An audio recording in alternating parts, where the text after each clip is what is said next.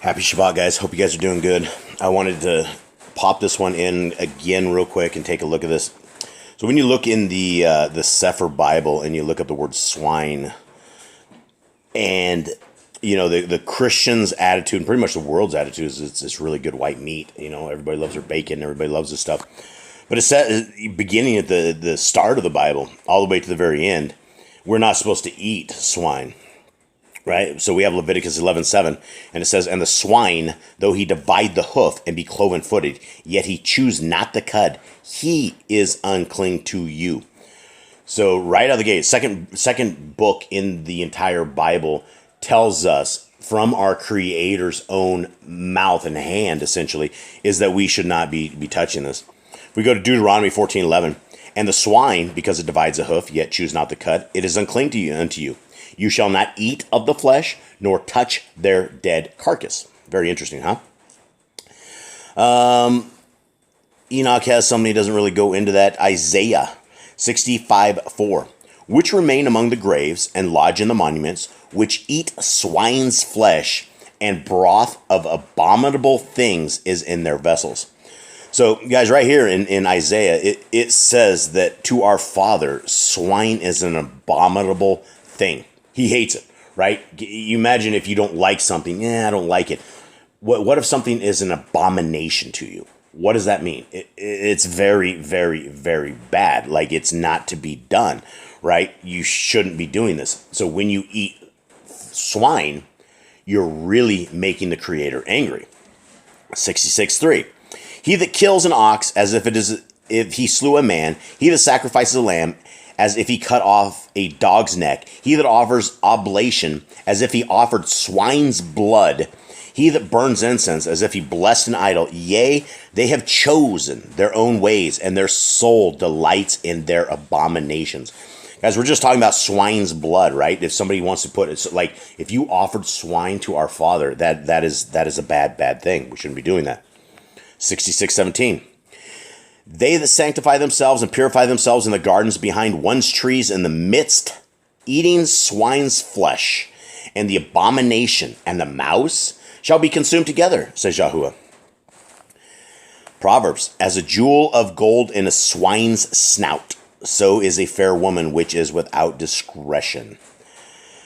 And listen, here's Maccabees 147. "They set up altars and Asheroth poles and chapels of idols and sacrifice swine's flesh and unclean beasts." Guys, this is a bad thing. We're not supposed to be touching this. We're not supposed to be eating it for sure. Definitely shouldn't be touching it. Shouldn't be any of this. So, Second Maccabees, Eleazar, one of the principal scribes, of an aged man and well-favored countenance, was constrained to open his mouth and to eat swine's flesh. This guy who was a man of our father refused. He was constrained. He wouldn't do it. He's not going to eat it. "It came to pass also on 7:1 that 7 brethren with their mother were taken, compelled by the king against the Torah to taste swine's flesh, and were tormented with scourges and whips."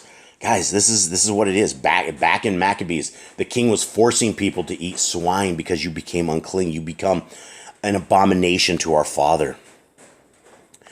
Let's go to the Maccabees, fourth Maccabees. "The tyrant Antiochus, therefore, sitting in public state with his assessors upon a certain lofty place, with his armed troops standing in a circle around him, commanded his spear bearers to seize everyone in the Ivrium and compel them to taste swine's flesh and things offered to idols." Guys, do you see by your hand? This is forced upon people of God. When you pick up a chunk of pork and you put it in your mouth, nobody is forcing that. You are doing what is against our Father's wishes. That is not what he wishes. He does not wish swine to be across your lips. Maccabees 5:5. "I would counsel you, old man, before your tortures begin, to taste the swine's flesh and save your life. For I feel respect for your age and gray head, which since you have had so long, you appear to me to be no philosopher in retaining the superstition of the Yehudim." So right here, again, they're trying to get these people who are God's people to eat this flesh. It's like it's almost, you eat the swine's flesh, it's like you've basically crossed a line. You've literally crossed a line. 5:13, "While the tyrant incited him in this manner to eating of the swine's flesh, which is against the Torah, Eleazar begged permission to speak." Down to 6:14. We will bring you some meat cooked by yourself, and do you save yourself by pretending that you have eaten swine's flesh. Right? So they're not going to do it. Matthew 7:6. Give not that which is holy unto the dogs, neither cast your pearls before swine, lest they trample them under the feet and turn again and rend you.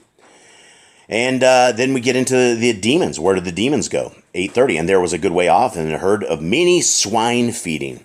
So the devils besought him, saying, if you cast us out, suffer us to go into the herd of swine.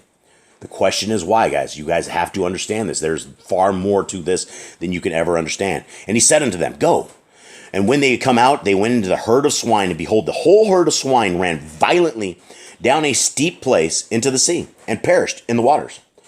So as you guys are harvesting pigs, as you guys are splitting bacon, as you guys are touching this stuff that is, I mean, there could be demons in this, guys. Literally. Demons in the pigs. Why would he send them into the herd? And why did the entire herd go crazy and go kill themselves? And you guys are touching that same stuff. It's creepy. It's scary. You don't want to have transference of evil into you. Mark. Now there unto the mountains a great herd of swine feeding. It's the same story that we just heard. I'll skip that. Same for Luke. So we have 3 different books that tell us. Let's actually look into this. And let's go into 5:13. And forthwith Yeshua gave them leave, and the unclean ruach went out, like the spirits of the demons, and entered into the swine. How is it that they can enter into swine? Can they enter into any other animals? Probably. But why did they request the swine? Were there no other herds of cows? Were there nothing to go into? But they wanted the pigs. And the herd ran violently down a steep place into the sea. They were about 2,000. 2,000 demons got owned and were choked into the sea. And then where did they go? They went out of the bodies, and they went and they attacked more people.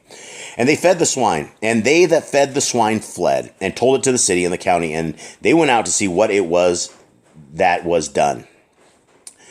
And they saw that it told them how to befall to him that was possessed with the devil, also concerning the swine.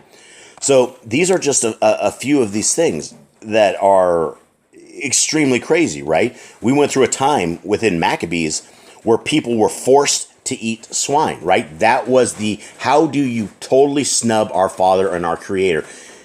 By eating pig, by eating swine. And guys, that is what the people of goodness were not doing, right? Back in Maccabees, those people that were fighting against the evil, they were not eating swine. Daniel never ate swine. Nobody ever ate swine. The only people that eat pig are modern day Christians that believe that it's not going to do anything bad for them. But I will tell you, the Bible says it is an abomination to our Father. And if you're still eating pork, you're going to not be happy with the consequences at the end. Not only the fact that it can make you sick, there's a lot of things about swine. It's a terrible, terrible meat. It's not meant to be eating. These are the clingers of the earth. The same thing as the shrimp and the lobsters and the various things of that nature. They go around and eat the dead. Pigs can eat anything. They don't have the same sweat glands. They're full of bacteria and parasites and various things of that nature that will completely hurt and harm a human. That's why if you don't fry your bacon to the utmost degree, you'll end up in the hospital, right? How dangerous is that you're frying food, and if you do not fry the food well enough, you're going to end up with worms in your system, and it could kill you. Many, many thousands of people across the world die from this every single year, and it's not a big deal. Everyone loves that white meat. Everybody except our Father. So, guys, if you want to be in covenant with our Father, if you want to be in the kingdom that is to be coming, the kingdom that is coming is not of people that are eating swines or anything of that nature. Much love. I'm out.